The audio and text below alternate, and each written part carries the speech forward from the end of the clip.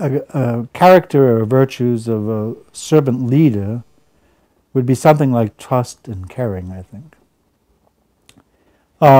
And how is that generated or created, or what is the environment to do that?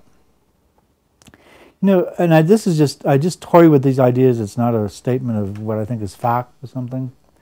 But I was just spent some time with different families, and my own family people, my brothers and sister and their children and their grandchildren. Always fascinated by what I remember 50 years ago and 25 years ago and what's going on today. Children today are very independent. There's usually far fewer of them in a home environment than there were 50 years ago. A family that might have had 10 kids would have 2 today at most.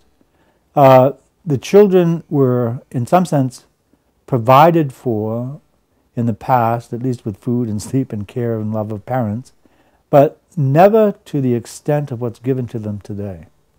They have the gadgets very early on, the electronic equipment and so on.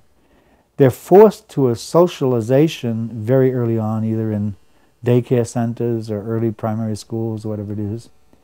And in a way, they're not very frequently invited to truly put trust anyplace, because their focus is never long enough, even at home, on trusting or even exhibiting care.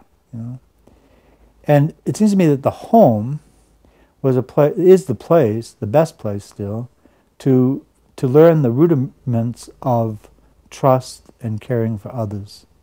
If you're the oldest sibling, how do you earn trust? By the care you give to others, and so on. And I think there has to be a lived environment that is fairly steady, in which there's great encouragement to place your trust, to say this is a trustworthy place to be, I feel safe here, and where signs of caring for others are not only invited but encouraged and somehow by example shown.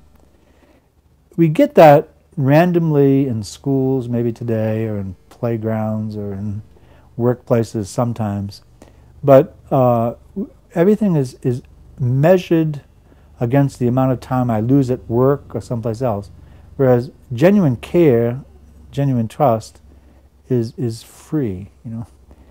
Trust in its origins as an English word is rooted in the same word as tree. And a tree was a steady place. You could come back 50 years later and the tree you knew as a youth was still there. That's trust. The family you knew as a child in some way is still there.